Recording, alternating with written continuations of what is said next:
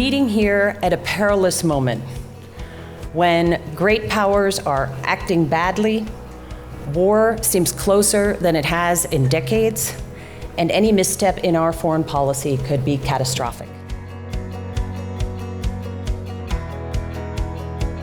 And I'm saying that we all of us, have got to stick with it and have got to keep supporting the Ukrainians in their self-defense. It is a new Middle East. We should say goodbye to the Cold War mentality. We should say goodbye to the bloc confrontation.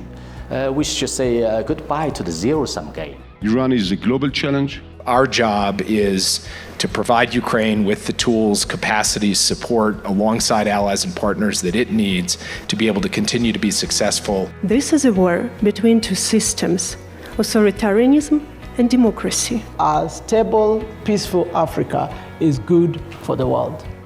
An important through line for all of our conversations this week will be the impact of technology. We're living at a really critical point in history where technology is advancing so much faster than the ability of our government to make sense of it, to use it effectively, and to regulate it appropriately. In October last year, we released the AI Bill of Rights. That is a lighthouse to steer by. The race should be for the best AI regulations, not the first AI regulations. There are areas of defensive activity where you want AI, I think, to respond to attacks at machine speed. This is the time. You will tell your grandchildren that you were there when the destiny of humanity changed. You look at the US-China challenge, the situation is really like three-dimensional chess, where you play not only against one board horizontally, you have to play three boards vertically as well. We need to be ready today. And we need to get our forces in place. We need to get the right capabilities. We need to have the right partnerships. And all of those things provide a strong deterrence to ultimately prevent the conflict, which is the goal. I think diplomacy is important no matter what. You've got to talk to each other regardless of whether you're getting along or not. We have this huge advantage that the Chinese don't. We have friends, we have allies, we have an ability to work in a trusted way to try and take on this challenge. Our mission for this Aspen Security Forum is to look further out, not at the next summit or at the next headline, but what's looming over the horizon. What are the technical, political, economic challenges that we may not be paying enough attention to?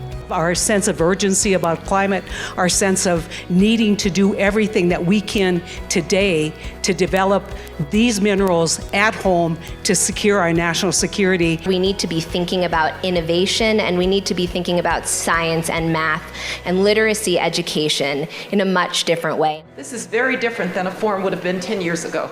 We have war in Europe, we have great power rivalry, and we have a technological progress that is really head-turning and head-spinning. We meet at the Aspen Security Forum to listen to each other in a bipartisan, respectful manner, work across the U.S. government, the private sector, and civil society, and envision and then jointly create an optimistic new future. We are operating in the most interconnected and diverse world that anyone can imagine. One of the greatest strengths we bring to that world is our own diversity. It's not about you're R or D, or you're progressive or conservative. It's about how do we deliver better outcomes for not only the United States, but for people all across the world. And when you talk about integrated deterrence and you talk about everybody here, it is not just Department of Defense. It is the interagency. It is academia. It is industry. It is non-governmental organizations. It is exactly these kind of gentlemen with whom I am able to work and where we are able to continue to deliver sustained, strong, forward-leaning initiatives around strengthening our country. Well, I'm proud to be a part of the coalition of the rational. When I greeted you on Wednesday morning, I said that we had three objectives. One was to listen, the second was to learn, and the third was to maintain bipartisanship. Seems to me we've done pretty well.